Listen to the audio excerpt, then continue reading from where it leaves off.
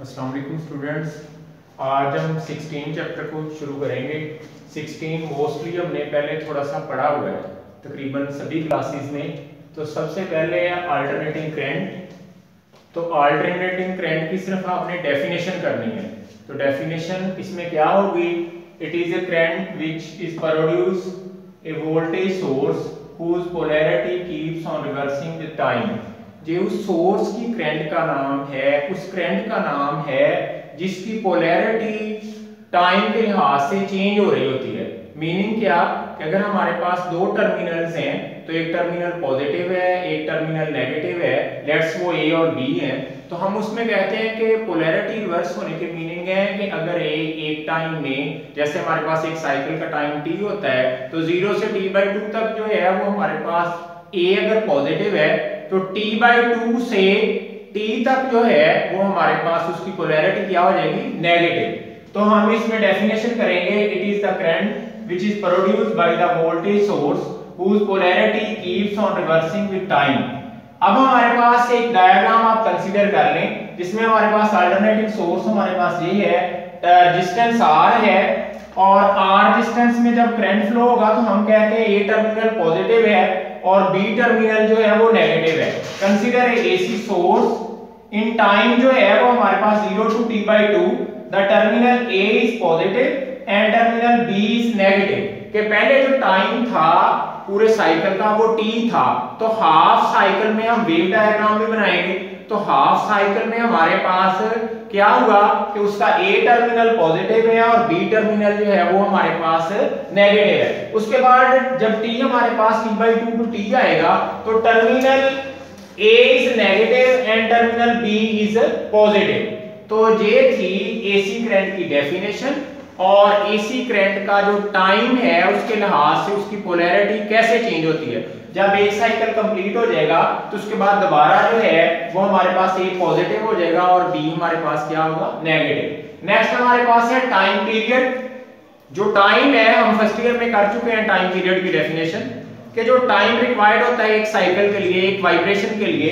इधर क्योंकि हम AC करंट पढ़ रहे हैं इसलिए हम जहां पे AC के लिए टाइम पीरियड साइकिल का नाम रखेंगे कि the time required in which one alternating voltage or current change its polarity. जिसमें ये वो टाइम है जिसमें उसकी पोलैरिटी चेंज होती है, is called in once is called time period. इसको हम time required for one complete cycle is called time period. आप ये भी कर सकते हैं। तो t is equal to 1/f। जहां से जब हम t को फार्मूले में t को हम f से मल्टीप्लाई करेंगे तो इज इक्वल टू 1, तो MCQs बन जाएगा कि the product of time period and frequency equal to 1। उसके बाद है फ्रीक्वेंसी।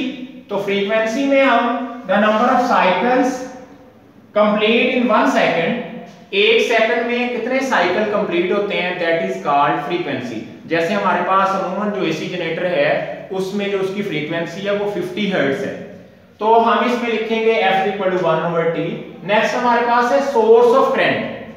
तो सोर्स ऑफ करंट में हम चैप्टर जो 15 है उसमें पढ़ चुके हैं AC जनरेटर। तो जहां पे भी हम सोर्स वही डिफाइन करेंगे, the most common source of AC is generator. The output voltage is given by, जो उसके आउटपुट वोल्टेज थे वो हमने वहां पे फाइंड किए थे। वो क्या था? v equal to v0 sin omega t या v equal to v0 sin 2π/t। हमारे पास फार्मूला था जहां पे ओमेगा t है, ओमेगा क्योंकि 2π/t है तो हम उसको पुट कर लेंगे। अब जहां पे here t is the time period and 2π/t is omega. अब we find the values of v at t is equal to 0। हम डिफरेंट टाइम्स के ऊपर t जब 0 होगा तो हमारे पास v की वैल्यू क्या आएगी, t जब t/4 होगा तो तब v की वैल्यू क्या आएगी, t जब t/2 होगा तो वैल्यू क्या आएगी, and t equal to t पे वैल्यू क्या होगी। जो डिफरेंट वैल्यूज हैं जो मैंने दो वैल्यूज पुट भी की हैं और बाकी वैल्यूज आपने खुद से पुट कर लेनी है। v equal to v0 sin 2π/t into 0 when t is equal to 0।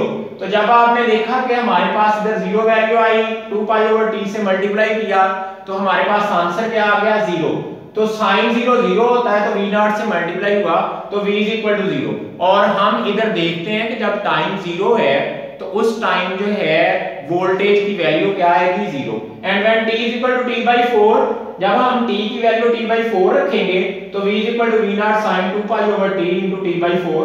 जब हमने वो वैल्यू पुट की तो v is equal to v naught sin pi over 2, pi over 2 90 को कहते हैं, तो sin 91 है तो v is equal to v naught. इसी तरह आपने जहां पे वैल्यूज जो है t is equal to 3t/2 भी आपने पुट करने हैं और t is equal to t के इक्वल भी आपने पुट करना है, तो जहां पे वोल्टेज की डिफरेंट वैल्यूज जो है वो हमारे पास आ जाएंगी। उसके बाद है wave form, the variation of v with time is as, हमारे पास ये साइन कर्व, ये एमसीक्यूज भी है कि एसी जनरेटर की जो कर्व होती है वो हमारे पास क्या है, साइन कर्व है। इसमें हमारे पास 0 है जहां पे टाइम t/4 है और t/4 पे v की वैल्यू जो है वो मैक्सिमम v नॉट है, t/2 पे वैल्यू 0 है, 3t/4 पे हमारे पास अगेन मैक्सिमम वैल्यू है लेकिन नेगेटिव में।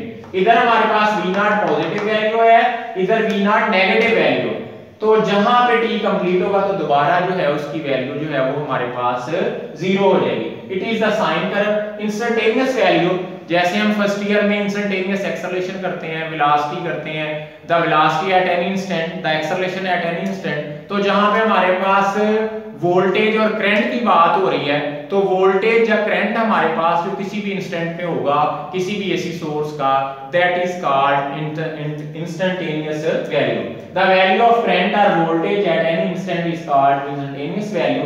पीक वैल्यू, हमारे पास जो ग्राफ है उसमें डिफरेंट वैल्यूज है, मैक्सिमम वैल्यू भी है, मिनिमम वैल्यू भी है, जीरो वैल्यू भी है, तो इन सब में से हम पीक वैल्यू किसको नाम देंगे, जो मैक्सिमम वैल्यू है। The maximum value of the current और voltage is called peak value. Next हमारे पास एक और डेफिनेशन इसमें ऐड करें कि पीक टू पीक वैल्यू, तो वो sum of positive peak value और sum of negative peak value is called peak to peak value. जहां तक आपने इसमें इसको कवर करना है। ओके, अल्लाह हाफिज़।